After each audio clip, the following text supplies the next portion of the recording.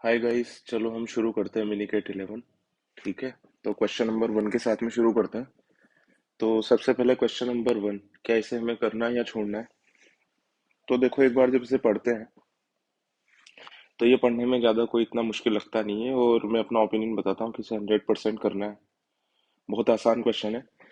अगर किसी को इसका छोड़ने का मन कर रहा है तो वो केवल इसलिए कर रहा होगा शायद क्योंकि इसका मीनिंग थोड़ा सा, शायद लैंग्वेज उतनी अच्छी नहीं लिख पाया हूँ मैं इसकी, तो उसकी वजह से लग रहा होगा आपको टफ है। तो मैं एक बार इसकी लैंग्वेज समझा देता हूँ। लैंग्वेज क्या बोल रहा है कि दो ट्रायंगल दे रखे हैं आपको, जिनकी डायमेंशंस यानी कि साइड से 6 8 10 और 6 8 12। ये दो इनकी साइड से। ये कह रहा है दोनों में से जिस भी ट्रायंगल का ज्यादा बड़ा एरिया है ना, वो एरिया पहले तो निकालो, फिर आंसर किससे देना है। तो इसमें थोड़ी सी गलती लिख रखी है, this is A, this is not A C, this is A B. तो ये कह रहा है मान लो जो भी बड़ा है उसका एरिया आ जाता है 21.33। 2 डेसिमल पॉइंट तक निकालना है हमें एरिया। तो हमें आंसर में टाइप क्या करना है, आंसर में टाइप करना है। तो ये क्या हो जाएगा, ए बी, और ये क्या हो जाएगा, सी, और ये क्या हो जाएगा, डी। ए हो जाएगा 2, बी हो जाएगा 1, सी हो जाएगा 3, और डी हो जाएगा 3। तो हमें क्या टाइप करना है आंसर में, A B plus C D. तो हमें आंसर में क्या टाइप करना रहेगा, 21 और 33 मीन्स 54। ठीक है, ये तो जस्ट मैंने वैसे एग्जाम्पल के लिए लिया था। एक्चुअल नंबर पता नहीं ये आएगा या नहीं आएगा। सबसे पहले तो डिसाइड कर लेते हैं कि इसका एरिया किसका ज्यादा होगा। अब मैंने ये क्वेश्चन इसलिए दिया था क्योंकि आप लोगों को लग रहा है कि जिसकी साइड्स बड़ी लग रही है मुझे उसका एरिया ज्यादा होगा, तो आप सीधा इसका निकालने लग जाओगे, और आप एरिया निकालने के लिए कौन से फॉर्मूले का यूज करोगे, इस फॉर्मूले का, हीरोस फॉर्मूले का। ठीक है, तो इसकी वजह से आपको बड़ा लग सकता है, जबकि इसकी जरूरत नहीं है यहाँ पर। मैं बताता हूँ कैसे। देखो इधर, मैं दोनों ट्रायंगल को बनाता हूँ पहले।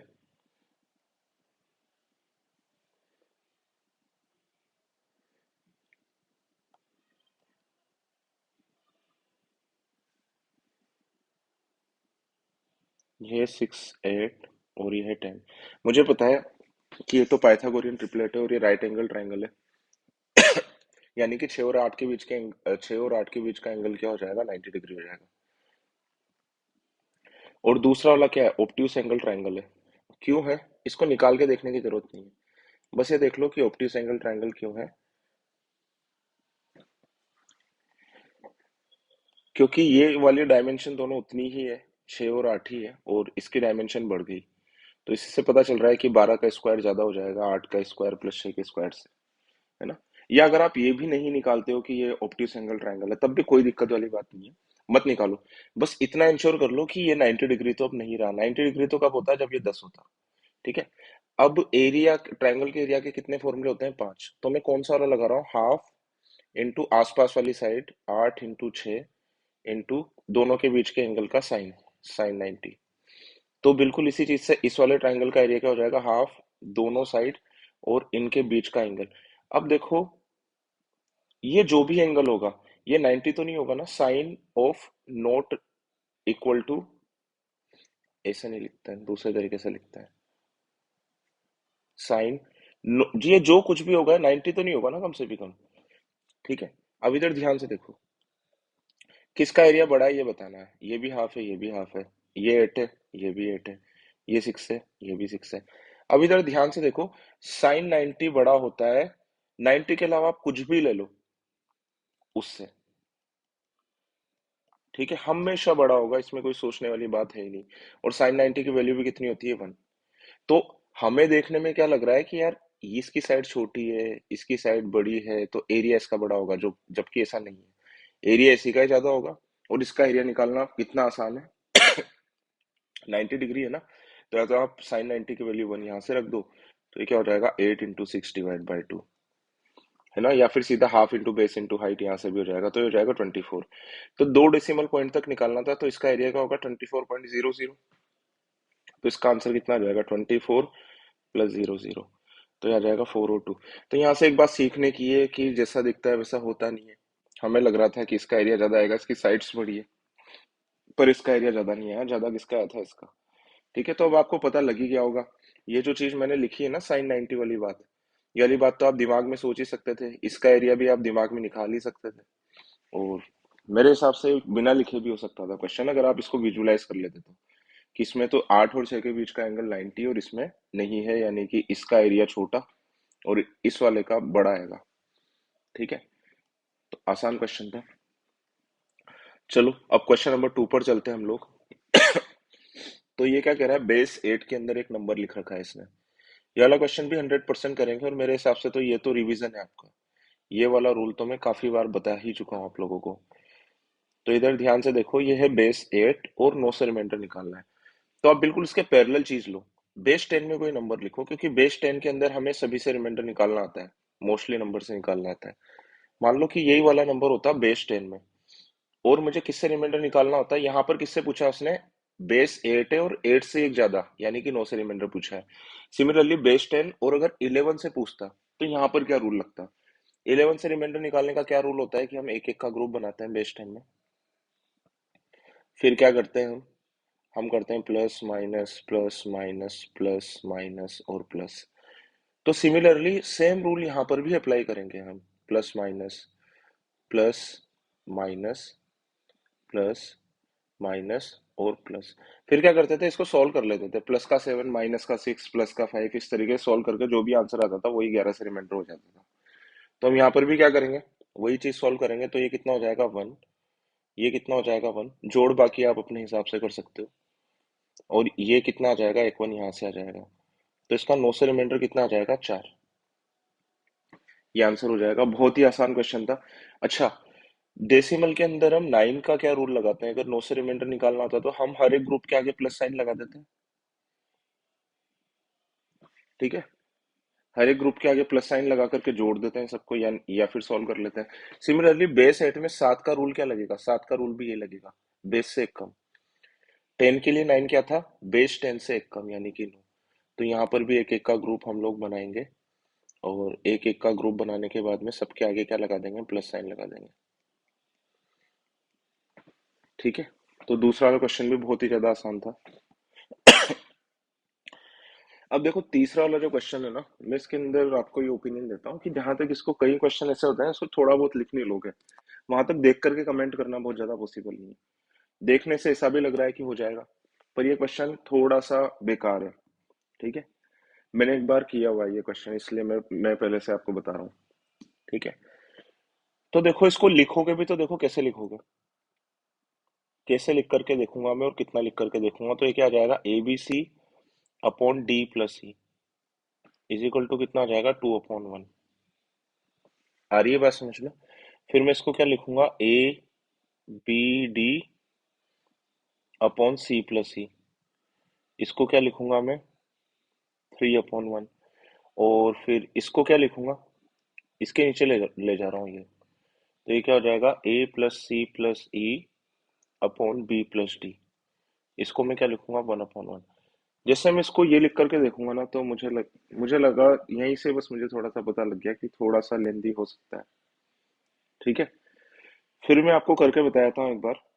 देखो इधर ध्यान से,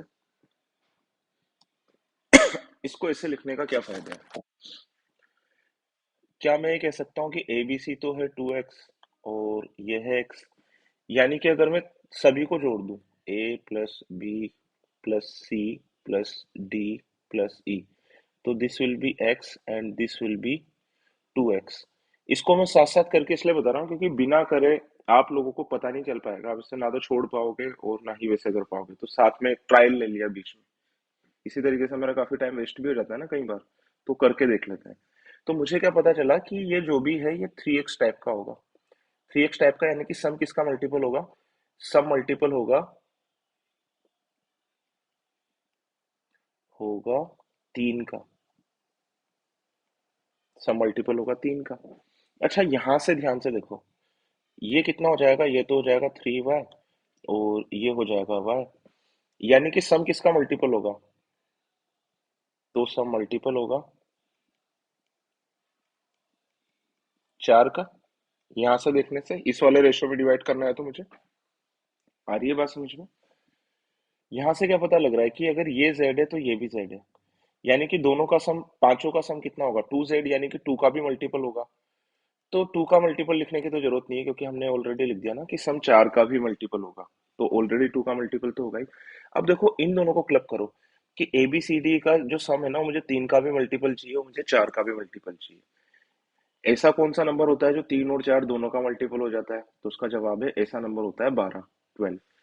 यानी कि मेरे दिमाग में क्या आ जाएगा, मैं क्या कंक्लूड करूंगा यहाँ से, कि जो a plus B plus C plus D plus E है, A plus B plus C plus D plus E है, वो किसका मल्टीपल होना चाहिए? 12 का। यानी कि वो होना चाहिए 12, वो होना चाहिए 24, वो होना चाहिए 36, वो होना चाहिए 48। इसी टाइप से हो सकता है। अच्छा, और मैं आपको वापस पीछे ले जाता हूँ, इसके आगे सॉल्व नहीं कर रहा। अगर ये 12 होगा, तभी तो आप इसको 2:1 में डिवाइड कर पाओगे। कैसे डिवाइड कर पाओगे? तभी तो आप इसे कहोगे कि ये 8 है और ये 4 है। तभी तो आप इसको 3:1 में डिवाइड कर पाओगे कि ये 9 है और ये 3 है। अगर आप 12 नहीं लोगे, अगर आप 10 ले लोगे, तो इसके 3 टुकड़े कर ही नहीं पाओगे, 2:1 में कर ही नहीं पाओगे। पॉइंट में आएगा आंसर, इसका आएगा 6.66 और इसका आएगा 3.33। और ये तो डिजिट का सम है, इंटीजर आना जरूरी है। इसलिए इंटीजर कब आएगा? जब हम लेंगे इसको 12 का मल्टीपल। इतनी बात ठीक है? अब इधर ध्यान से देखो, इसे मिटाए तो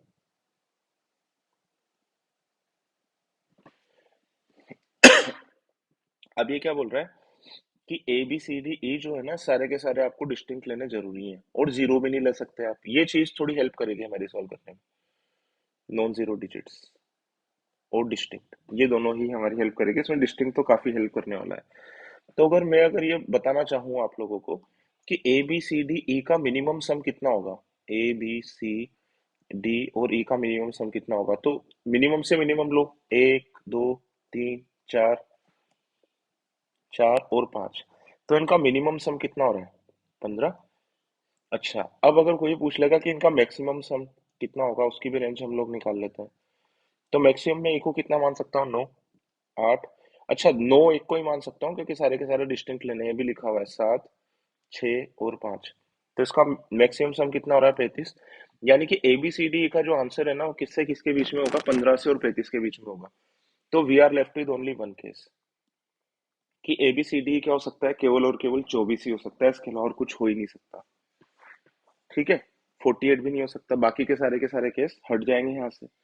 यानी कि अब देखो, मैं इसे मिटा रहा हूँ। एक काम करते हैं, यहाँ पर लिख देता हूँ ग्रीन से। दिस इज 2:1 है ना, तो मैं यहाँ से लिख देता हूँ कि a प्लस बी प्लस सी, ये कितना हो जाएगा? ये हो जाएगा 16, और ये कितना हो जाएगा? 8। 24 को 2:1 में डिवाइड किया मैंने। अच्छा, इसको 24 के 4 टुकड़े करने हैं। 4 टुकड़े करने, एक टुकड़ा कितने का होगा? 6 का। और ये कितना हो जाएगा? ए बी सी हो जाएगा 18, और सी प्लस ई कितना हो जाएगा? 6। आ रही है बात समझ में? इसके बाद में दोनों, ये दोनों बराबर है, 24 में से दोनों को बराबर बराबर बराबर करना है, तो ये भी हो जाएगा 12 और ये भी हो जाएगा 12। आ गई बात समझ में? ठीक है? एक ही केस बनाया बस हमारे पास में। इतना करने के बाद में फिर इक्वेशन को सॉल्व करने लगेंगे। तो सॉल्व करने लगेंगे तो इसके अंदर भी इसको केस बनाना है। तो इतना करने के बाद में आपको पता लगेगा कि यार ये थोड़ा सा था लेंदी क्वेश्चन। ठीक है ना? क्योंकि इतनी सारी इक्वेशन दिख रही है ना, तब भी दिमाग में ये आता है कि नहीं, हो जाएगी ये तो सॉल्व बहुत आराम से। ठीक है? तो चलो इसको सॉल्व कैसे करेंगे अब हम लोग। तो देखो, इस टाइप की इक्वेशन सॉल्व करना थोड़ा सा बोरिंग काम है। तो आपके दिमाग में अगर और भी कुछ क्लिक कर रहा हो तो वो कर लो। मेरे दिमाग में जो मैं क्लिक कर रहा हूँ बता रहा हूँ। बी प्लस डी कितना है? 12, और ए बी डी कितना है? 18। यानी कि ए की वैल्यू कितनी हो जाएगी? ए की वैल्यू हो जाएगी 6। कहाँ पर लिखे हैं इसको? थोड़ा सिस्टमेटिक ढंग से लिखते हैं। तो ए की वैल्यू कितनी हो जाएगी? 6। ठीक है, इसको मिटा देते हैं अब।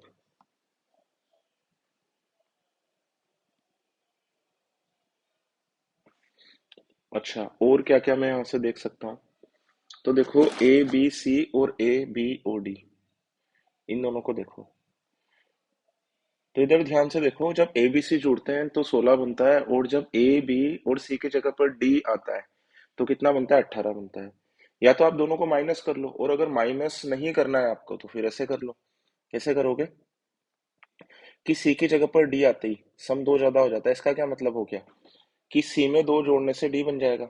डी की वैल्यू दो ज्यादा थी सी से, तो डी इज इक्वल टू क्या लिख सकते हो आप? C+2।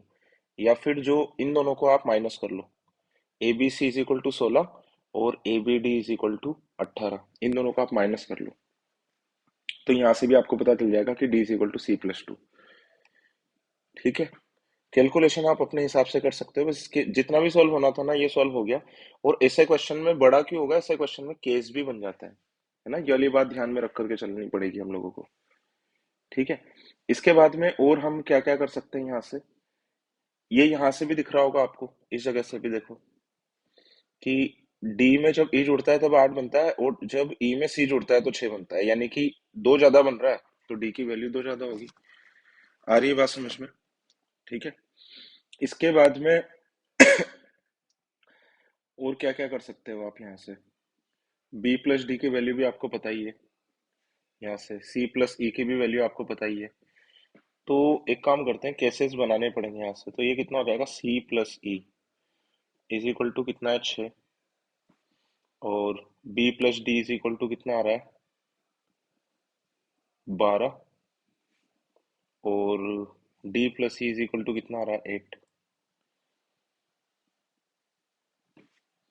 ठीक है ना। केस किससे बनाना शुरू करें हम लोग, ए बी सी डी की values, A B C D E की वैल्यूज। तो देखो ध्यान से, मैं यहाँ पर लिख लेता हूँ ए बी सी डी और ई।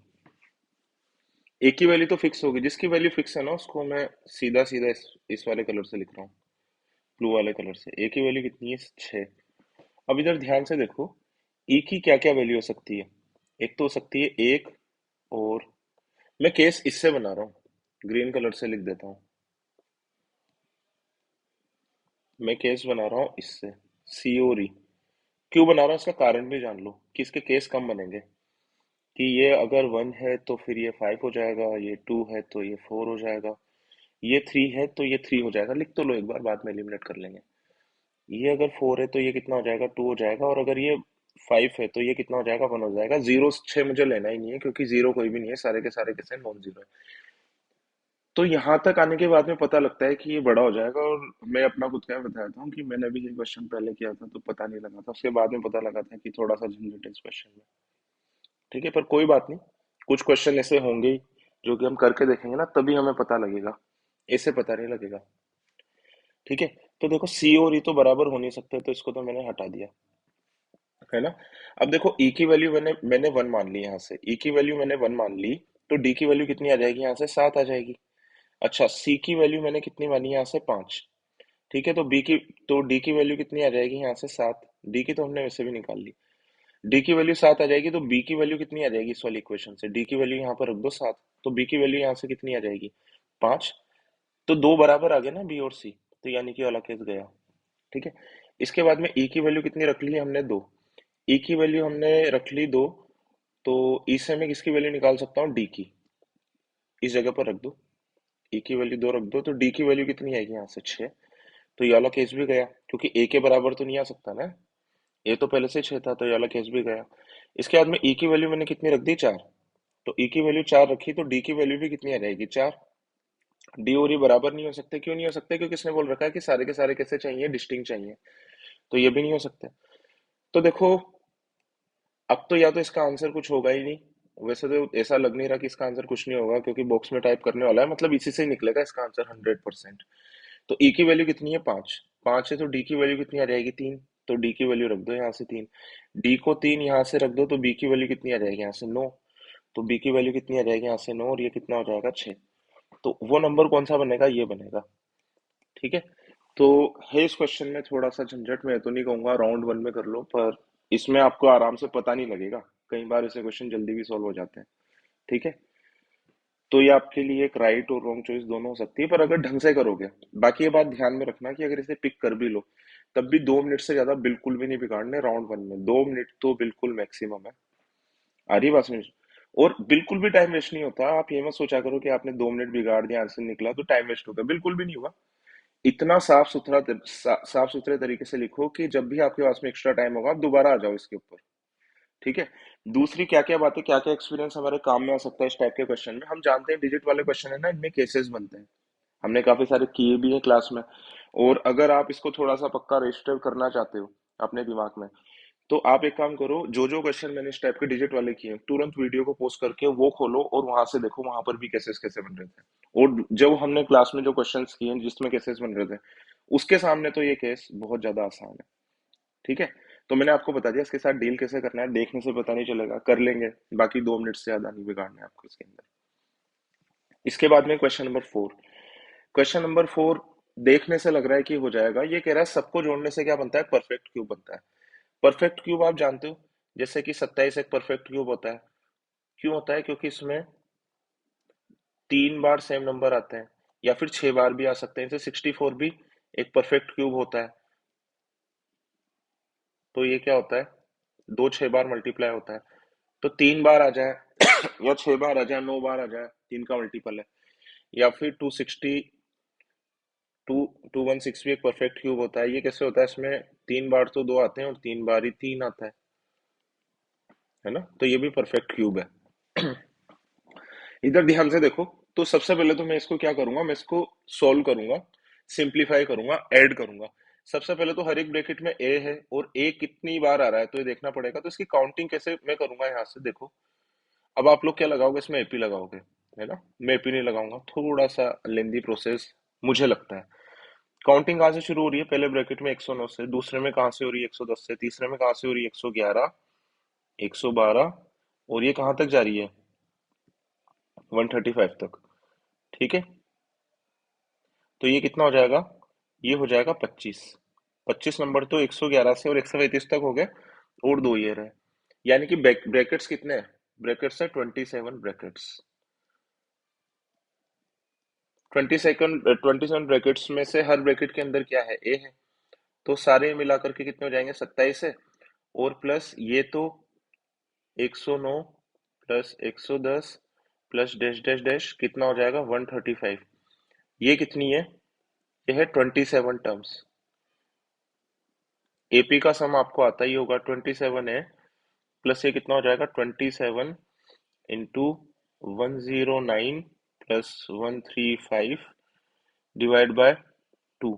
तो ये कितना हो जाएगा 27 है, प्लस कितना हो जाएगा 27, और ये कितना हो जाएगा, ये हो जाएगा 244।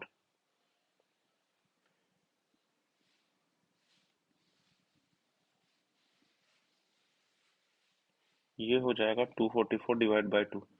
तो ये हो जाएगा 27 है, प्लस 27 इंटू 122। तो 27 को मैं यहाँ पर लिख लूंगा, तो ये क्या हो जाएगा a+122। अब देखो, इस पूरे को परफेक्ट क्यूब बनाना है। अब यहाँ से देखना तो पॉसिबल नहीं था कि ये होगा नहीं होगा, बाकी यहाँ से देखना थोड़ा सा आसान है। परफेक्ट क्यूब के लिए मैंने अभी आपको ऊपर जब शुरू किया था क्वेश्चन, तो 3 बार तो 3 आ रहा है, तो 27 तो कोई रोड़ा है नहीं परफेक्ट क्यूब बनने में। अब this number will be greater than 122। तो परफेक्ट क्यूब हम लोगों ने याद कर रखे हैं। तो 120 से बड़े परफेक्ट क्यूब क्या होता है, 5 का क्यूब। 5 इंटू 5 इंटू 5 यानी कि 125। तो अगर यहाँ पर 125 होता, तो ये नंबर क्या होता, 27 इंटू 125। और मैं क्या बोलता, ये वाला है 3 इंटू 3 इंटू 3, और ये वाला है 5 इंटू 5 इंटू 5। दोनों 3 3 बार आ रहे हैं, 3 के मल्टीपल। जरूरी नहीं 3 3 बार आए, 6 6 बार, 9 9 बार भी आ सकते हैं, तो परफेक्ट क्यूब बन जाएगा। तो सबसे पहला परफेक्ट क्यूब बनने के क्या चांसेस हैं इसके, 125। यानी कि ए की वैल्यू कितनी हो जाएगी, 3। अब कुछ लोग बोल देंगे कि a+122 216 भी तो बन सकता था। 216 कैसे बनेगा, जब इसके अंदर हम कितना ऐड कर देंगे, एक ए को कितना मान लेंगे हम 94, तब भी तो 216 बन जाएगा। और 216 भी तो क्या होता है, 6 इंटू 6 इंटू 6 होता है, ये भी तो परफेक्ट क्यूब होता है। तो हम फिर उसको ये दिखाएंगे कि ए की मिनिमम वैल्यू बतानी है हमें। तो ए की मिनिमम वैल्यू कितनी हो जाएगी, a = 3। तो क्या अलग क्वेश्चन करना चाहिए था हमें देख करके, तो मैंने आपको बता दिया था कि देखने से लग रहा है कि ये हमें करना चाहिए। ठीक है, और ये हो भी जाएगा। बस आपको थोड़ा सा सिंप्लीफाई करके देखना है। जैसे कि यहाँ से देखोगे तो पता ही नहीं चलेगा कि क्या बात कर रहा है, एक बार यहाँ तक पहुंच के फिर पता लग जाएगा कि ये क्या बोल रहा है। ठीक है, क्वेश्चन नंबर 5। ये वाला क्वेश्चन भी हमें करना है। ये तो बहुत ही घिसा पीटा टेक्स्ट बुक क्वेश्चन है, जो कि आपको काफी सारी जगह पर मिल जाएगा। ठीक है, इस क्वेश्चन में कोई दम वाली बात नहीं है। ये क्वेश्चन किसका है, ये वाला क्वेश्चन इस चीज के ऊपर है, M greater than equal to GM greater than equal to HM. पर ये कौन सा वाला वर्जन है, ये थोड़ा सा टफ वाला। टफ वाला तो नहीं बोल सकते इसको, मतलब थोड़ा सा दिमाग लगाने वाला वर्जन है। मैंने आपको क्या बोला था, वाला क्वेश्चन शुरू कहाँ से करते हैं, जीएम से। और जीएम क्या होता है, जो चीज प्रोडक्ट में होती है वो जीएम होता है। तो ये क्या बोल रहा है, ए मल्टीप्लाई कितनी बार हो रहा है, एक, दो, तीन, चार, पांच और छह। बी कितनी बार मल्टीप्लाई हो रहा है, दो बार। इसको चेंज नहीं करना। और सी कितनी बार मल्टीप्लाई हो रहा है, तीन बार। सी हो रहा है तीन बार मल्टीप्लाई। ठीक है। अब इधर ध्यान से देखो, तो टोटल एलिमेंट कितने बन रहे हैं हमारे पास में, ऐसे गिन के देख लो। छह बार तो ये है, दो बार आठ, और ये कितना है, 11। तो देखो ये पूरा कितना हो जाएगा, पावर 1/11। अब ध्यान से देखना, मैंने जानबूझ करके इनको दूर दूर लिखा है। ये पूरा ब्रैकेट है, इसके ऊपर पावर है 1/11। ऐसे तो क्या निकलता है, जीएम, कि पहले सबका प्रोडक्ट, ब्रैकेट लगाओ, 1 अपॉन काउंटिंग कितने एलिमेंट्स हैं। ठीक है। जिन लोगों को ये वाला कॉन्सेप्ट नहीं आता, तो उन लोगों को ये वाला क्वेश्चन बहुत ही ज्यादा मुश्किल लग रहा होगा, पर इस क्वेश्चन में कुछ है नहीं। आ रही है बात समझ में। अब इधर ध्यान से देखो, ए का मैं नंबर कम नहीं कर सकता। ए की टर्म्स मुझे कितनी बार चाहिए, छह बार चाहिए ही चाहिए, क्योंकि मुझे पावर छह बनानी है यहाँ से। अब इधर ध्यान से देखो, मुझे यूज क्या करना है साथ में, मुझे यूज करना है टू ए। यानी कि ए को छह बार जोड़ करके क्या आप टू ए बना सकते हो, तो जवाब है बना तो सकते हैं। पर इधर देखो ध्यान से, ए को जब मैं छह बार जोड़ूंगा ना,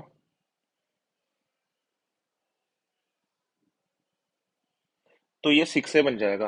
और मुझे क्या, मेरे पास में वैल्यू किसकी, टू ए की। पर मुझे चाहिए तो छह बार ही लिखना है। तो इधर ध्यान से देखो, जैसे कि दो बार लिख करके ए बनाना है मुझे, फॉर एग्जाम्पल, तो मैं किस किस को जोड़ूंगा, a/2 और a/2। जैसे कि तीन बार लिख करके मुझे ए बनाना है, तो a/3, a/3 और a/3। आ रही है बात समझ में। ठीक है। अब इधर ध्यान से देखो, इसको करने के लिए आप क्या करो, जितनी बार आपको ये चाहिए ना, जैसे मुझे कितनी कितनी बार अवेलेबल था मेरे पास में, छह बार, तो छह को यहाँ पर लिख लो, सभी के नीचे लिख लिया। और सबके ऊपर क्या लगा लो, टू लगा लो। ये हो गया यहाँ से, खत्म हो गया। ठीक है। सभी के ऊपर टू लगा लो यहाँ से। ठीक है। अब आप कहोगे ऐसा करने से तो हमने नंबर चेंज कर दिए, तो नंबर चेंज नहीं किए, यहाँ पर भी लगा लो, 2/6, 2/6, 2/6। ठीक है। 2/6, 2/6 और 2/6। अब देखो बी कितनी बार है यहाँ पर, बी है दो बार। और यहाँ पर आ कितनी बार आ रहा है, तीन बार आ रहा है। ठीक है। तो इधर देखो ध्यान से, मैं यहाँ पर प्लस में क्या लिखूंगा, बी प्लस बी। अब बी कितनी कितनी बार लेना है मुझे, दो बार, तो डिवाइड बाय टू कर दो, डिवाइड बाय टू कर दो। और यहाँ पर थ्री लगा दो, जो भी चाहिए ना उसको यहाँ पर लगा दो ऊपर। है ना। अभी आप और भी ज्यादा रिलेट कर पाओगे, थोड़ा सा और एक्सप्लेन कर दूंगा कि ये क्यों करने की जरूरत है हमें। इसके बाद में सी कितनी बार अवेलेबल है मेरे पास में, तीन बार। और तीन बार को लेकर के मुझे कितना बनाना है यहाँ पर, सिक्स ही बनाना है। तो सबसे पहले तो तीन बार है, तो तीन को ऐसे लिख दो, थ्री, थ्री और थ्री। जितनी भी बार हो उस नंबर को देखो मैंने नीचे लिखा है यहाँ पर। ये बी दो बार था, ए कितनी बार था, छह बार था, तो छह लगाया। ठीक है। अब इसको मिटा देते हैं। ऊपर से सम के अंदर जितनी बार हो हमारे पास में उसको ऊपर लगा दो, ये बन गया तीन बार से। अच्छा, अब ये मैंने किया क्या, है ना।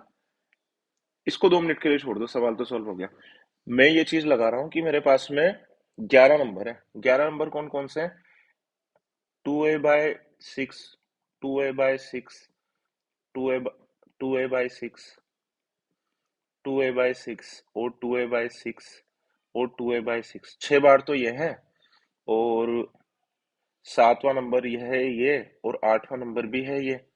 और नौवां नंबर है ये। 10वां नंबर भी है, गलत लिख दिया ये। और 11वां नंबर है ये। इनका मैं क्या करूंगा, एक बार तो एम निकालूंगा। एम ऐसे निकालूंगा, डिवाइड बाय 11 करके। यहाँ पर भी कर देते हैं ना, भूल जाएंगे फिर। और एक बार क्या निकालूंगा, मैं इनका जीएम निकालूंगा। जीएम कैसे निकलेगा, सभी का product upon one upon counting of the numbers which is 11। आ रही है बात समझ में आप लोगों को। तो इस तरीके से हो जाएगा। आ रही है। तो मैंने एम जीएम किसके ऊपर लगाना है, तो यहां से देख करके मैंने बनाया है, इस जगह से देख करके बनाया है ये। ठीक है। तो चलो मैं इसको मिटा रहा हूँ अब। ये क्वेश्चन हो गया सोल्व। तो ए को 6 बार लेना था और 6 बार लेकर के 2a क्यों बनाना था, क्योंकि ये पूरा एक्सप्रेशन नहीं बनेगा ना जहां तक मेरे पास, वहां तक इसकी वैल्यू 66 आप यूज ही नहीं कर पाओगे। तो मुझे पता है ये इधर वाला तो मिलकर के सारा जोड़ करके 2a/6 2a/6 कितनी बार है, 6 बार है, मैंने 5 बार ही लिखा है। एक बार और लिख लो 2a/6। तो ये तो सारा मिलकर के कितनी बार कितना हो जाएगा 2a, प्लस ये कितना हो जाएगा 3b, और ये कितना हो जाएगा,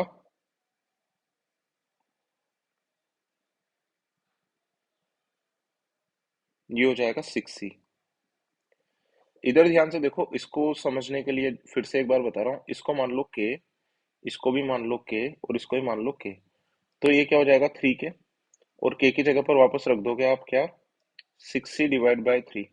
तो 3 से 3 कट जाएगा। इस वाली चीज को भी ध्यान में रखना कि चीजें काम कैसे कर रही है। 3 से 3 कट जाएगा। सिमिलरली यहाँ पर 2 बार लिखा है ना, this is 2 times this number, तो 2 से 2 कट जाएगा, 3 भी बच जाएगा। अच्छा, यही बनाने की जरूरत क्यों पड़ी थी, अब आपको समझ में आ रहा होगा थोड़ा थोड़ा, कि यही बनाने की जरूरत इसलिए पड़ी थी क्योंकि अब मैं इसको सीधा सीधा उस वाली वैल्यू को यूज कर पाऊंगा। ग्रेटर देन इक्वल टू, ये कितना हो जाएगा, ये 1/3। तो 1/3 कितनी बार आ रहा है यहाँ पर, 1/3 आ रहा है 6 बार। ठीक है। इसके बाद में बी के अंदर जो मैंने इधर लिखा था उसको इधर भी कॉपी करना है हमें, 3/2 और 3/2। तो 3/2 कितनी बार आ रहा है, 3/2 आ रहा है 2 बार। इसके बाद में सी के अंदर मैंने क्या लिखा था, 6/3, 6/3 और 6/3, यानी कि ये कितना आ रहा है 2 का क्यूब। ये कितना आ जाएगा 1/11। ए बी सी भी तो लिखना है।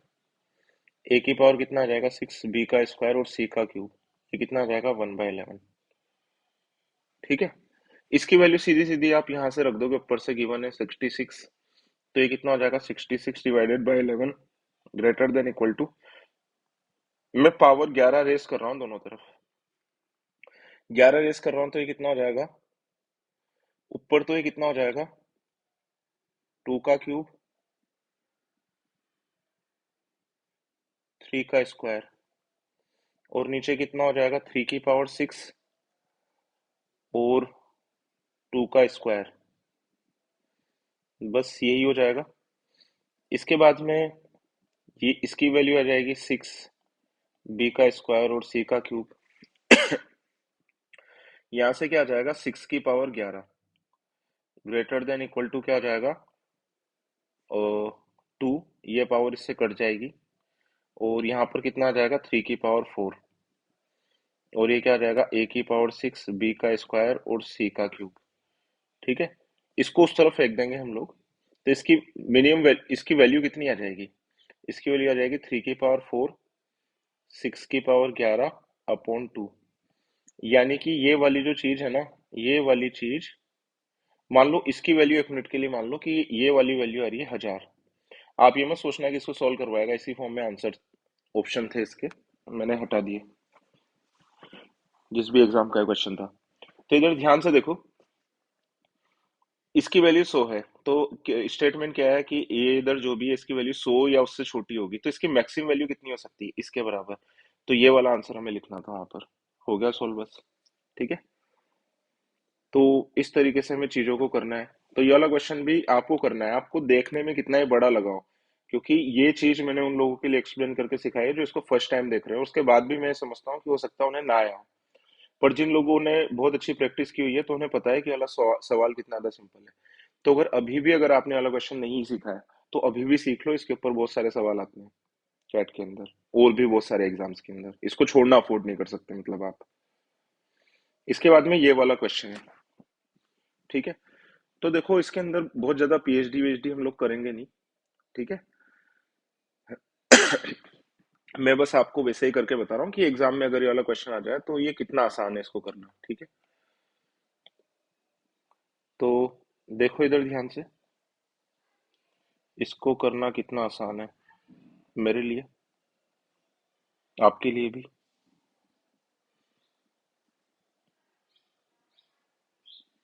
तो देखो, अगर किसी को अगर समझ में नहीं आ रहा है कुछ भी इसके अंदर है ना, तो डायरेक्ट मैं बहुत ज्यादा एक्सप्लेन नहीं कर रहा हूँ।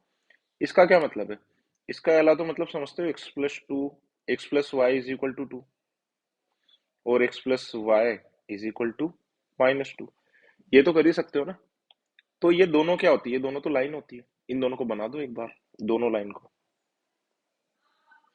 ठीक है, तो x plus Y is equal to 2 और x plus Y is equal to -2, ऐसे बन जाएगी ये दोनों।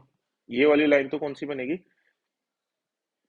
x plus Y is equal to -2, क्योंकि इसका y इंटरसेप्ट कितना आ रहा है -2, और इसका कितना आ रहा है +2, तो ये बन जाएगी।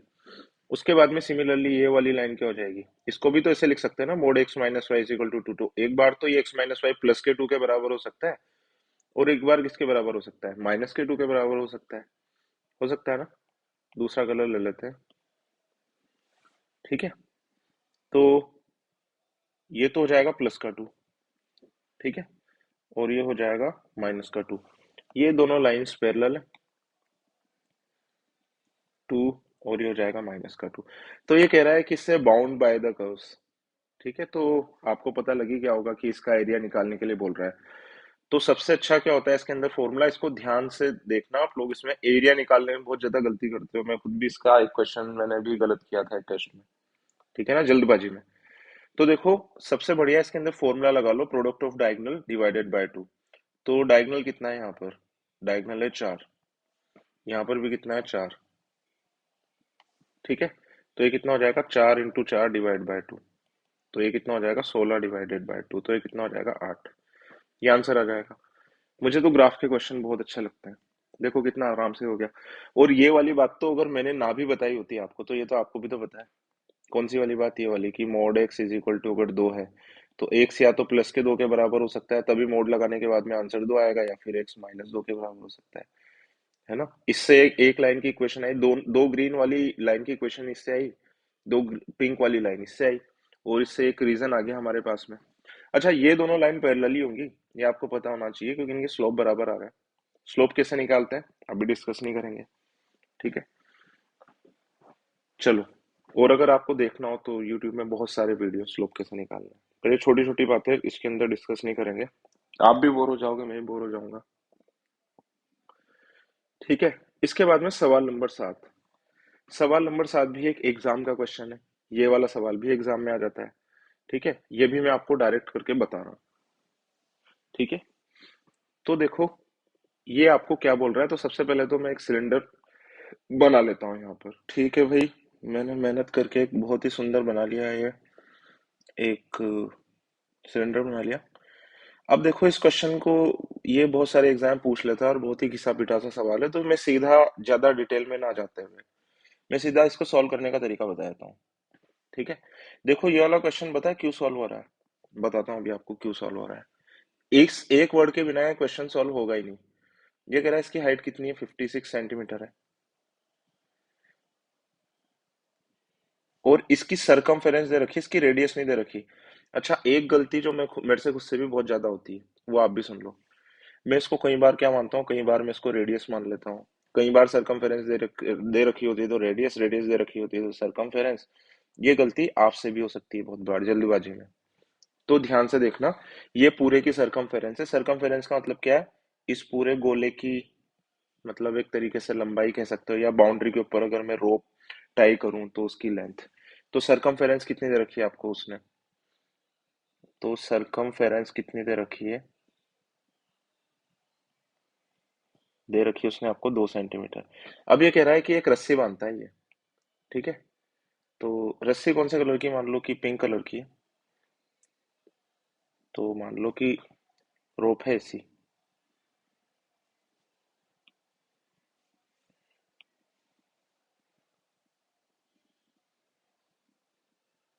ऐसी तो दिखेगी। ठीक है, फिर से पीछे से घूम करके आएगी, फिर से ऐसी दिखेगी।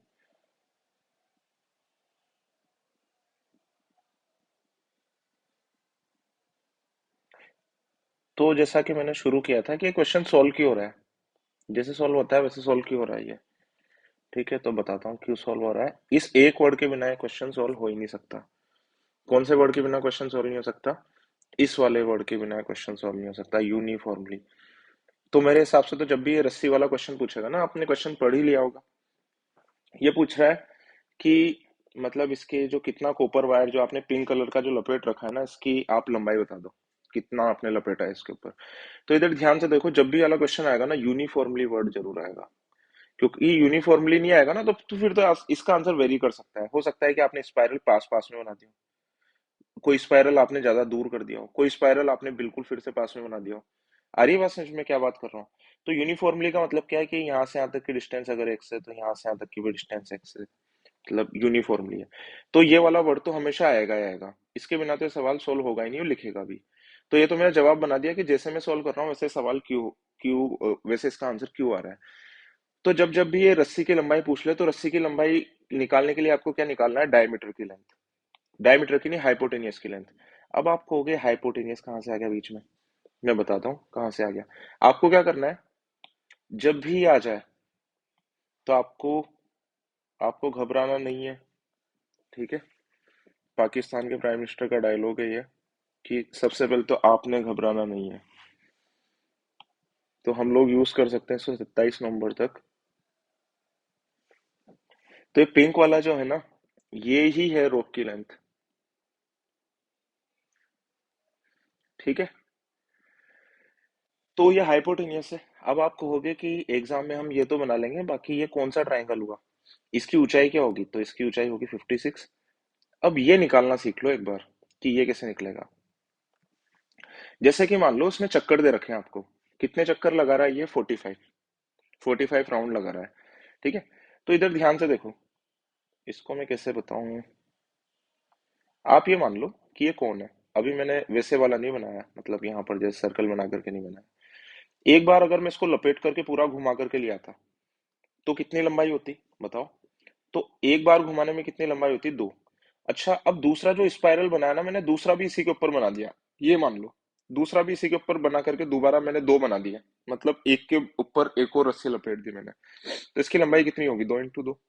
और अगर मैंने रोप से मैंने 3 चक्कर इसको ऐसे ऐसे खिला दिया, 3 चक्कर में कितनी लंबाई होगी?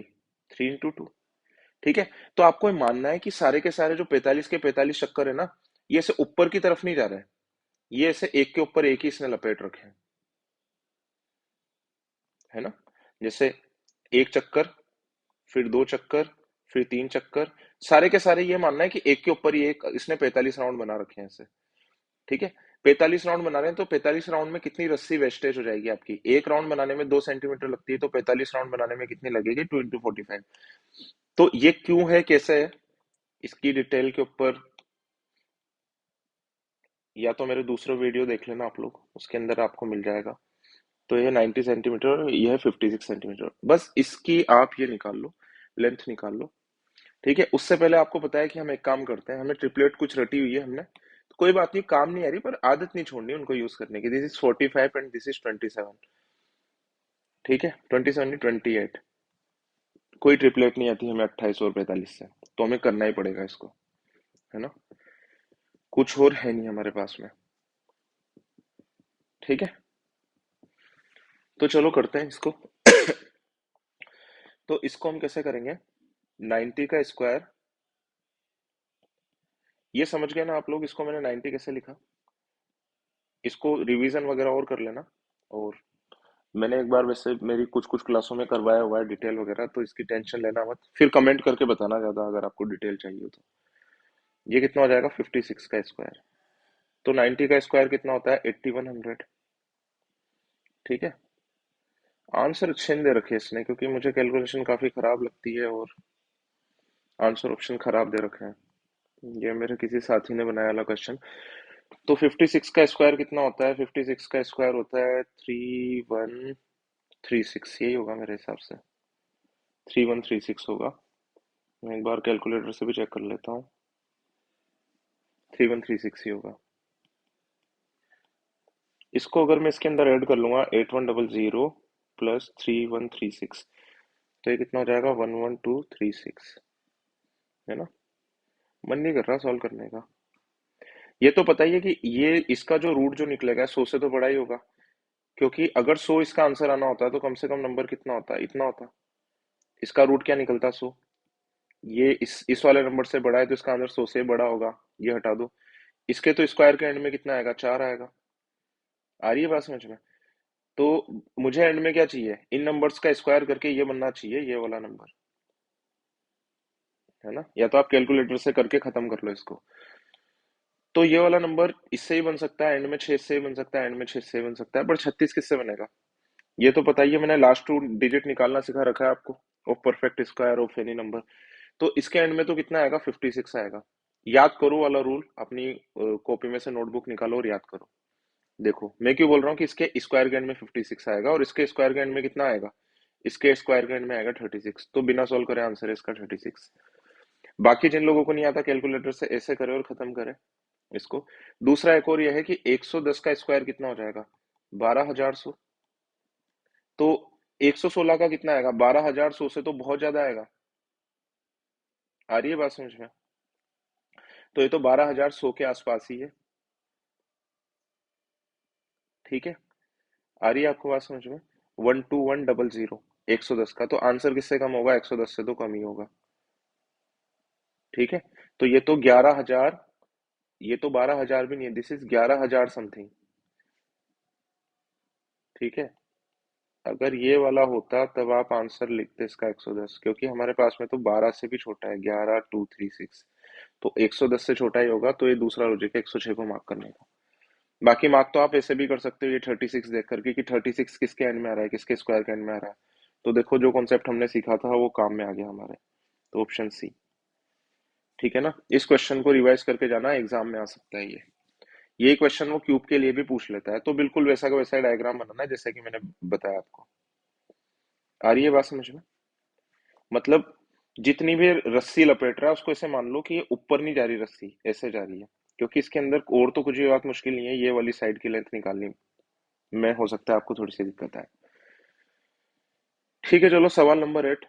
सवाल नंबर 8 में जरूर अटेम्प्ट करूंगा, क्योंकि मुझे पता है देखने में मुश्किल मुझे भी लग रहा है, बाकी मुझे पता है कि एक रास्ता है जिसके ऊपर अगर मैं चलता जाऊंगा तो कोई मतलब कोई कारण नहीं है कि आंसर नहीं आएगा, 100% आना ही है आंसर तो। ठीक है, तो क्या रास्ता है और मुझे मैं क्यों इतना कॉन्फिडेंट हूं मैं आपको बताता हूँ।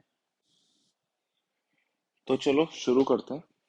तो कभी भी अगर आपको इससे नीचे की तरफ अगर रूट दिख जाए, ऐसा उल्टा सीधा नंबर दिख जाए, ठीक है, तो मैं बताता हूँ किस रास्ते पर चलना है आपको, उस पर चलोगे तो सॉल्व हो ही जाएगा। सबसे पहले तो इसको रूट को ऊपर लाना है। ऊपर कैसे लाओगे, रेशनलाइजेशन करके। क्या इस 17 को मैं ऐसे लिख सकता हूँ, नहीं लिख सकता, √289। 17 का स्क्वायर क्या होता है, 289, तो वापस से फिर से क्या आ जाएगा, 17 ही आ जाएगा। ठीक है, तो इधर ध्यान से देखो, मैं इसको ऐसे लिख रहा हूँ। अभी मैं क्या कर रहा हूँ, इसको ऊपर की तरफ ला रहा हूँ, जो जो भी रूट नीचे हो उसको ऊपर की तरफ लाओ। जब भी रूट नीचे की तरफ दिख जाए, अगर आपको कुछ भी क्लिक ना कर रहा हो तो ये वाला काम कर लो, उसको ऊपर की तरफ लाओ। तो this is 289 minus this is root, क्योंकि 17 का स्क्वायर कितना होता है, 17 का स्क्वायर कितना होता है, 288, 289 होता है। तो 17 का स्क्वायर -1, 17 का स्क्वायर -1 कितना हो जाएगा, 288। ठीक है, तो ये कितना हो जाएगा, 288। अच्छा, यहाँ पर साइन माइनस का नहीं है, यहाँ पर साइन है प्लस का। ये वाला देखो, इस वाले साइन की बात कर रहा हूँ मैं, ये वाला। ठीक है, तो इधर ध्यान से देखो, रेशनलाइजेशन करने के लिए क्या करना पड़ता है हमें, बिल्कुल ऐसा कैसा है रूट बनाओ आप, और ये यहाँ पर प्लस है ना, बिल्कुल सेम नंबर लो, बस माइनस ले लो यहाँ पर। तो ये कितना हो जाएगा, √289 माइनस √288, ये हो जाएगा। तो आप कहोगे कि अपने मन से इसे मल्टीप्लाई कर सकते हैं, तो नहीं कर सकते, नीचे नीचे की तरफ के ऊपर की तरफ भी सेम नंबर से मल्टीप्लाई कर दो। तो ये क्या हो जाएगा, 289 माइनस √288।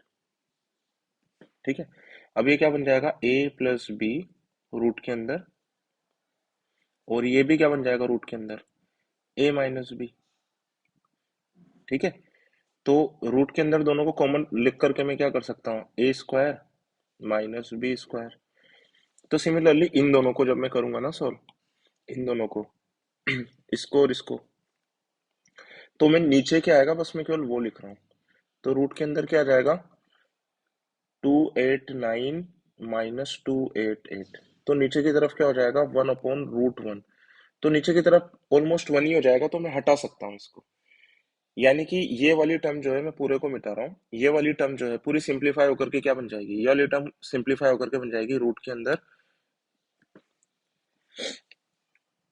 √289 -√288। अब देखो इसको मैं फिर से और भी ज्यादा सिंप्लीफाई कर देता हूँ। √289 कितना है? 17। तो ये कितना हो जाएगा? 17 माइनस √288। अब इधर ध्यान से देखो, क्या मुझे बाकी टर्म्स के लिए भी ऐसे ही करना पड़ेगा? तो जवाब है नहीं। ऐसे क्वेश्चन में सबके लिए अलग अलग नहीं करना पड़ता, आप यहाँ से कॉपी करो। 17 था, 17 आया, और ये क्या है? ये भी तो √288 है। तो ये नीचे वाला बिल्कुल कॉपी हो गया ऊपर, बस साइन चेंज हुआ है। तो इसके बाद वाली टर्म का क्या आएगा? इसका क्या बनेगा? इसका बनेगा 15 माइनस √224। 15 का स्क्वायर होता है 225, तो ये कितना हो जाएगा? 224। इसके बाद वाली टर्म का क्या बनेगा? 13 माइनस √13 का स्क्वायर होता है 169, में से एक जाएगा तो 168। और आखिरी वाले का क्या बनेगा? आखिरी वाले का बनेगा 3 में से -√2। ठीक है, √8 गलत लिखा है मैंने, 3 का स्क्वायर ऑन √8। तो चलो इसके बाद में आपको क्या करना है, अगर इस क्वेश्चन को सॉल्व होना है तो ये वाला रूट हटना पड़ेगा, है ना? इसके बिना तो सॉल्व हो नहीं सकता। तो रूट हटने का क्या तरीका है? मतलब हमें क्या करना है, इसका स्क्वायर रूट निकालना है। इसका रूट निकालना है। Find the root of 17 minus √288। तो ये वाले क्वेश्चन तो हमने क्लास में बहुत किए हैं, है ना? हम क्या मानते हैं कि ये इस चीज का स्क्वायर है, a माइनस बी का होल स्क्वायर है। ये एक नया क्वेश्चन बन गया अपने आप में। ठीक है, तो ये दो क्वेश्चन का कॉम्बिनेशन है, एक तो इसमें रेशनलाइजेशन लग रहा है और एक इसका रूट निकालना है। तो मैंने इसको इसके बराबर मान लिया। तो फिर मैं एंड में क्या करूंगा कि इसने इसका रूट पूछ रखा है ना, 17 माइनस √288, तो मैं इसकी जगह पर किसका रूट निकाल लूंगा, क्योंकि ये दोनों बराबर है, a माइनस बी का होल स्क्वायर का। तो आंसर क्या हो जाएगा? a minus B. तो हट गया ना रूट, ये पहले इसके अंदर था, अब रूट हट गया इसके अंदर। ठीक है, रूट क्यों हटना जरूरी है? क्योंकि रूट हट जाएगा ना तो कुछ कुछ माइनस आएगा ना, तो चीजें कैंसिल हो जाएगी और सिंप्लीफाई होकर के कोई ना कोई आंसर हो जाएगा। अब रूट कैसे हटाते हैं मैंने आपको ये भी बताया। तो ये क्या हो जाएगा? A square plus B square minus का 2ab। तो इधर ध्यान से देखो, इसको मैं क्या लिख सकता हूँ? इसको मैं लिख सकता हूँ 2√72, क्योंकि 2 अंदर जाएगा तो 4 बन जाएगा, और 4 × 72 कितना हो जाएगा? 288। क्यों बनाया मैंने ऐसा? क्योंकि मैं इसको और इसको कंपेयर करूंगा, और इसको और इसको, ग्रीन वाले को इसको कंपेयर करूंगा। अब आप क्या करो, हिट एंड ट्रायल करोगे यहाँ से। तो 2ab कितना है? 2ab है 2 × √72। तो a इंटू बी कितना हो जाएगा? √72 हो जाएगा। तो आप हिट एंड ट्रायल करोगे। कैसे करोगे कि a को अगर मैं मान लेता हूँ यहाँ से 1, तो b कितना हो जाएगा? √72 हो जाएगा। a का स्क्वायर कितना हो जाएगा? 1, और b का स्क्वायर कितना हो जाएगा? 72। A square plus B square यहाँ से कितना रहा? 73।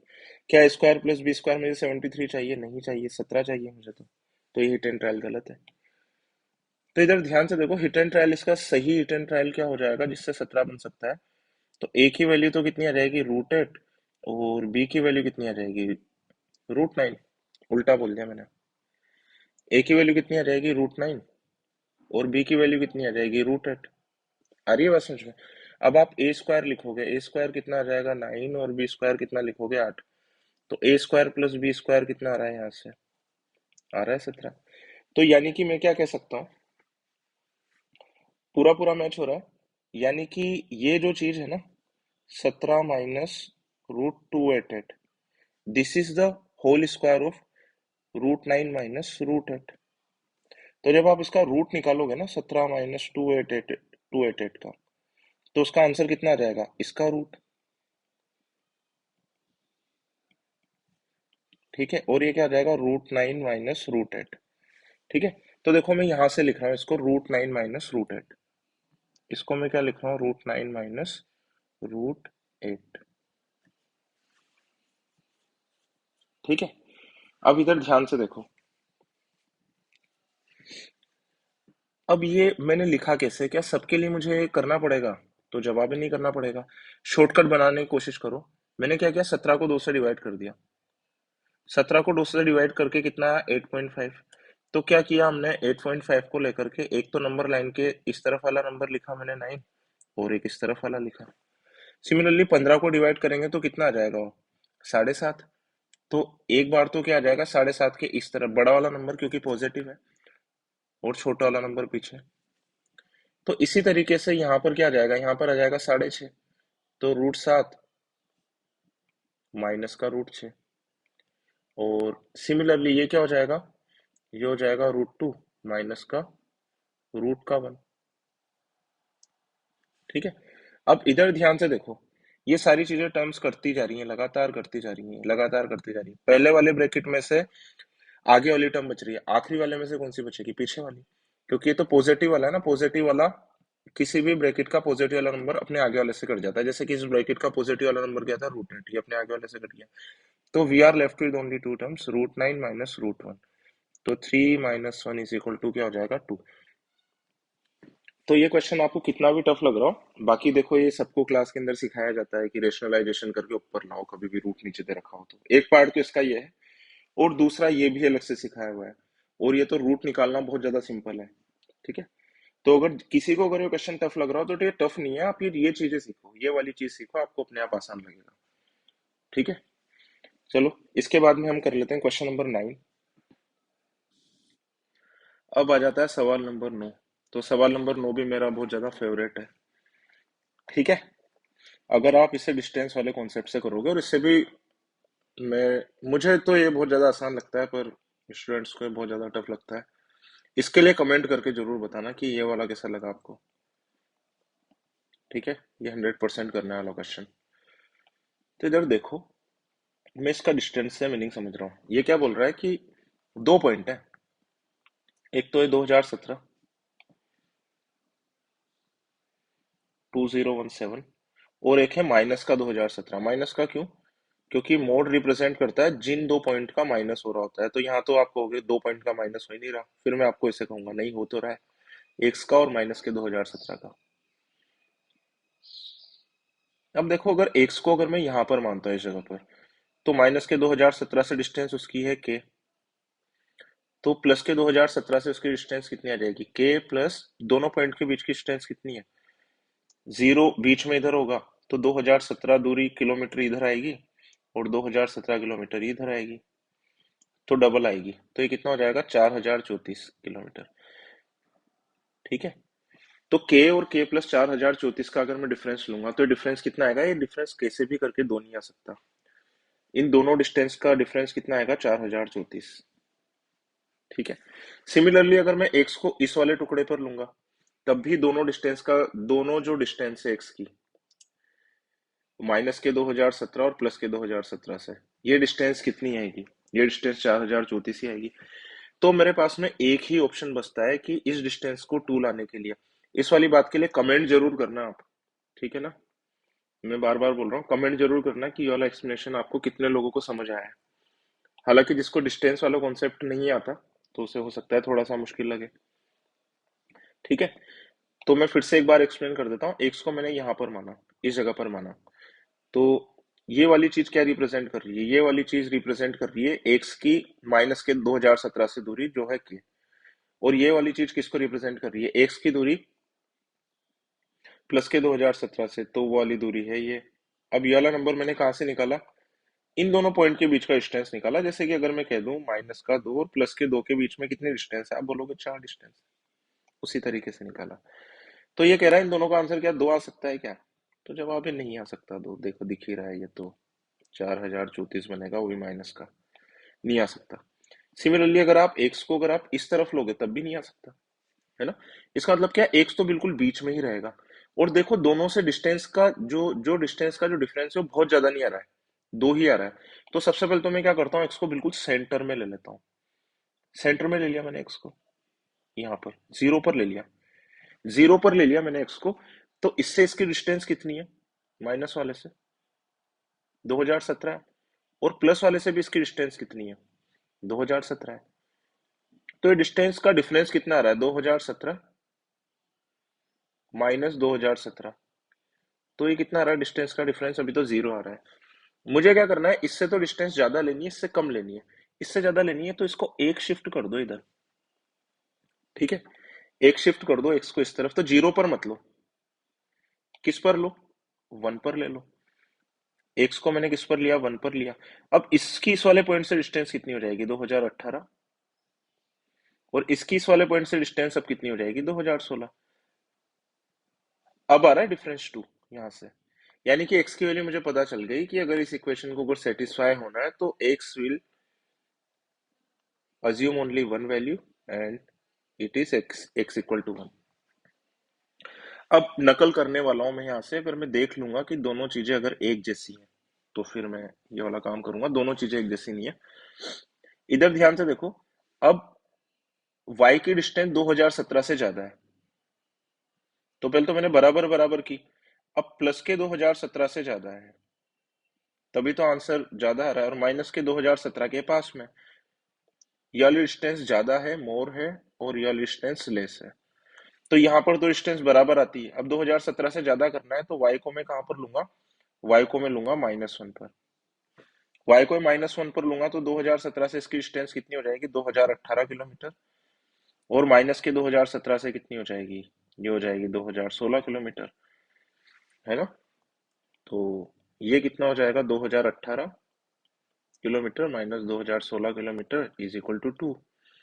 तो y की वैल्यू कितनी आ जाएगी, y की वैल्यू आ जाएगी यहाँ से -1, अगर इस इक्वेशन को सेटिस्फाई होना है तो x की वैल्यू है 1, माइनस y की वैल्यू है -1, तो इसका आंसर क्या हो जाएगा, 2। अच्छा, कमेंट करना जरूर कि ये वाला एक्सप्लेनेशन आपको समझ में आया नहीं आया।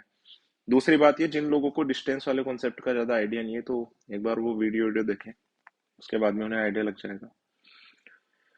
ठीक है, नोट्स वगैरह को रिवाइज करें, और कमेंट करके जरूर बताना कितने लोगों को समझ में आ गया। जिन लोगों को कॉन्सेप्ट आता है डिस्टेंस वाला, उन्हें तो बहुत ही ज्यादा आसान लगा होगा, तो मुझे कमेंट करके जरूर बताना।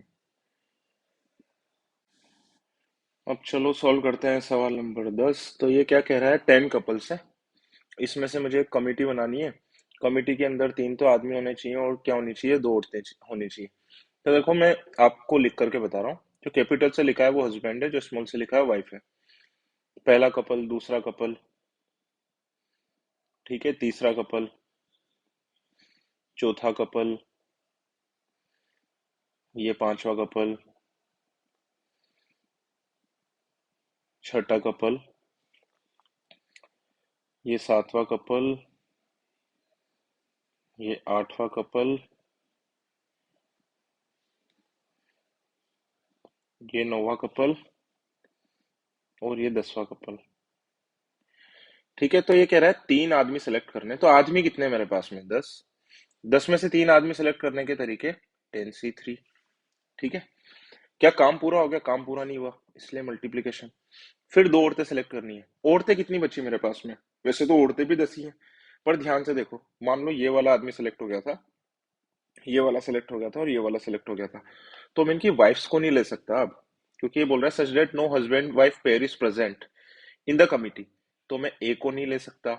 वैसे लेडीज तो मेरे पास में 10 है, 10 औरतें हैं, पर मैं इन तीनों को नहीं ले सकता। Now we are left with how many womens, 1 2 3 4 5 6 7। अब 7 में से मुझे कितनी लेनी है, 2, तो ये कितना हो जाएगा, 7c2। ठीक है, तो इसको सोल्व कर लेंगे, सोल्व आप अपने हिसाब से कर लेना।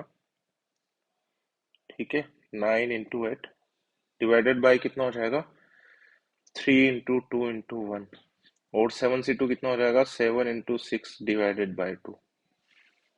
ठीक है, तो इधर ध्यान से देखो कि ये 6 से तो ये कट गया, ये से कट जाएगा 4 बार, और ये कितना हो जाएगा, 10 × 36 × 7। तो 10 × 36 × 7 कितना आ जाएगा, ये आ जाएगा 2520। तो इसका आंसर हो जाएगा सी। ठीक है, बहुत आसान क्वेश्चन था। ठीक है, मुझे फीडबैक जरूर देते रहो, खास करके जो जो मेरी क्लास अटेंड कर रहे हैं वो लोग, है ना, ताकि मुझे पता चलता रहे, और मुझे ये भी पता चलता रहे कि किस किस चीज में आपका कंफर्ट आने लग गया और नहीं आया। ठीक है, तो मेरे हिसाब से क्वेश्चन नंबर 9 और क्वेश्चन नंबर 10 दोनों ही करने वाले थे। 9 उन लोगों को टफ लगेगा जिनको डिस्टेंस वाला तरीका नहीं आता है, बाकी तो आसान है। ठीक है, इसके बाद में चलते हैं सवाल नंबर 11 पर। ठीक है, तो सवाल नंबर 11 को देखो, जब भी आदमी इसको पहली बार देखेगा तो क्या ठोट आएगा, देखो ये दोनों तरीके से, मतलब थोड़ा सा लेंदी भी लग सकता है अगर आप इसे ढंग से हैंडल नहीं करोगे तो। ध्यान से देखो, फुट ऑफ परपेंडिकुलर निकालने का क्या तरीका होता है, कि जैसे मैंने यहाँ से एक परपेंडिकुलर ड्रॉप किया, इसके कोऑर्डिनेट मुझे निकालना है।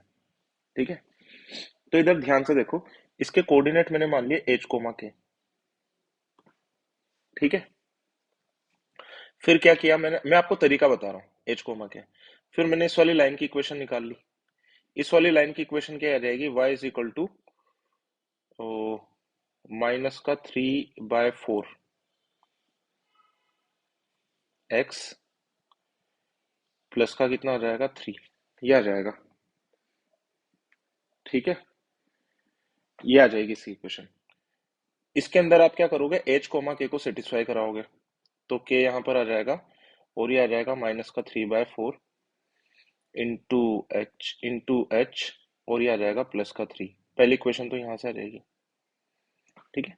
दूसरी इक्वेशन क्या आ जाएगी कि आप इस वाली लाइन की स्लोप निकालोगे। इस वाली लाइन की स्लोप क्या आ जाएगी, के इंटू एच, और इस वाली लाइन की स्लोप कितनी है, माइनस का 3/4। तो ये दोनों परपेंडिकुलर लाइन है ना, परपेंडिकुलर लाइन के स्लोप का प्रोडक्ट कितना होता है, -1। तो एच और के में दूसरी इक्वेशन यहाँ से आ जाएगी, पहली इक्वेशन यहाँ से आ जाएगी, आप एच और के निकाल लोगे। तो जो पहला जो ठोट है ना इस क्वेश्चन को देख करके, वो बहुत ही मतलब ऐसा लगता है बिल्कुल गंदा सा। ये क्वेश्चन किसी बुक से पिक किया है मैंने, तो विद सॉल्यूशन था, तो बहुत ज्यादा बड़ा दिख रहा था। वैसे इसका एक नॉर्मल मेथड है ये वाला करने का, उस बुक में वाले ऑप्शन भी थे। अभी जरा ध्यान से देखो। फिर मेरे को इसका एक आइडिया है कि बहुत ही आराम से हो सकता है। कैसे हो सकता है, मैंने क्या किया कि यहां से इस वाली लाइन का स्लोप निकाल लिया। स्लोप का फॉर्मूला आपको आता ही होगा। स्लोप का फॉर्मूला क्या होता है, y2 minus y1 upon x2 minus x1। तो इसका स्लोप कितना हो जाएगा, 3 - 0 अपॉन 0 - 4। तो इसका स्लोप कितना हो जाएगा, माइनस का 3/4, ठीक है। तो इसका स्लोप और इसका स्लोप, इस वाली लाइन का स्लोप, इस वाली लाइन का स्लोप कुछ ऐसा नहीं होना चाहिए कि -3/4 के साथ में मल्टीप्लाई होकर के कितना आंसर आया, -1। तो देखो मैं इसको यहाँ पर बड़ा बड़ा लिख लेता हूँ, माइनस का 3/4 और इंटू, ये यहाँ पर ऐसा नंबर आना चाहिए कि ये कितना आना चाहिए, -1।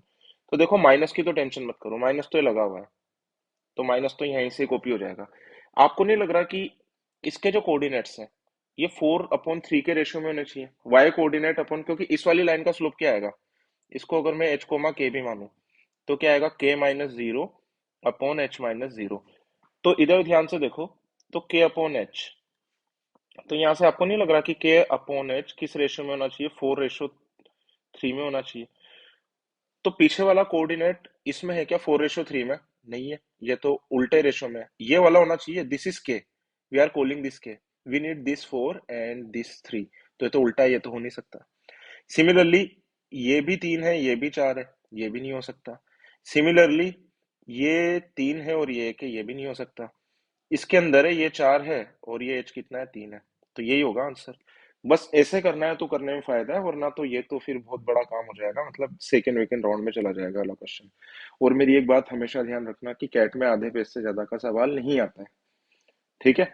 दूसरी बात यह है, अभी भी 30 दिन है, 30 दिन में बहुत कुछ हो सकता है, मैं आपको ऐसे नहीं कह रहा हूँ।